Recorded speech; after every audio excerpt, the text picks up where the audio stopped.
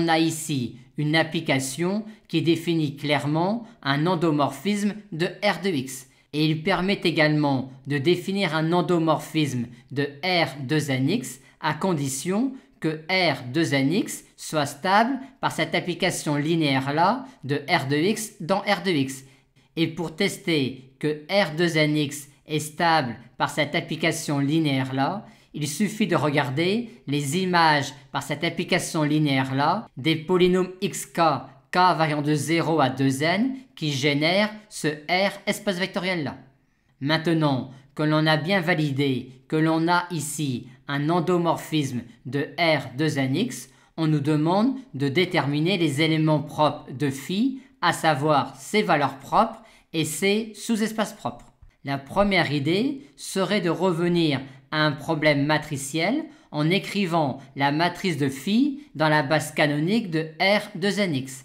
Écrire cette matrice-là n'est pas très difficile, mais déterminer ensuite les valeurs propres et les sous-espaces propres de cette matrice-là l'est beaucoup plus. Par conséquent, on met de côté cette idée-là et on revient alors pour déterminer les éléments propres de phi à la discussion et la résolution de l'équation phi de p égale lambda p. Essayons tout d'abord de trouver des renseignements sur les vecteurs propres éventuels de cette application linéaire-là et sur ses valeurs propres. Pour cela, on considère un polynôme non nul de degré r qui est vecteur propre de phi et on note lambda, la valeur propre associée. Et voyons alors ce que l'on peut dire sur p, en particulier sur son degré, et ce que l'on peut dire également sur lambda. En égalisant les termes de plus haut degré, à savoir le terme en x puissance r plus 1 de part et d'autre de cette égalité-là, on obtient que r égale 2n. C'est-à-dire, tout vecteur propre éventuel de phi sera un polynôme de degré 2n. Mais malheureusement, on n'obtient pas facilement des renseignements sur lambda. Aussi, cette équation polynomiale-là ayant un petit r d'équation différentielle, on va, pour la discuter et la résoudre, dire qu'un polynôme p de R de nx vérifie cette équation polynomiale-là si et seulement si sa fonction polynomiale associée est solution de cette équation différentielle-là sur -1 ouvert. L'équivalence étant assurée par le fait qu'un polynôme est nul si et seulement si il a une infinité de racines.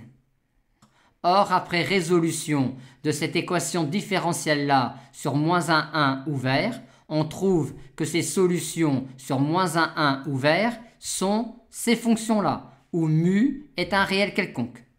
Aussi peut-on déjà dire que pour chaque réel lambda, qu'R de phi moins lambda identité soit ne contient que le polynôme nul, soit est une droite vectorielle, dirigée par un polynôme dont le degré sera 2n.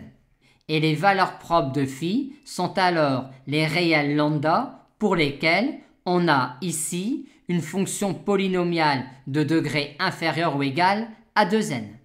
Or, si on prend pour lambda un entier relatif de la forme 2k avec k compris entre -n et n, on aura ici un entier naturel compris entre 0 et 2n, et de même ici.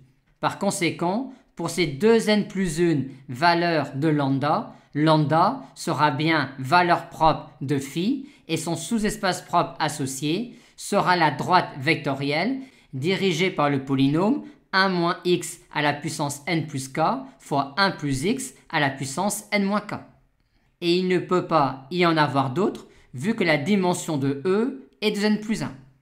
Phi admet donc 2n plus 1 valeurs propres distinctes et par conséquent, vu que la dimension de E est 2n plus 1, on peut dire à coup sûr que phi est diagonalisable et chacun des sous-espaces propres de phi est alors une droite vectorielle comme on l'a indiqué précédemment.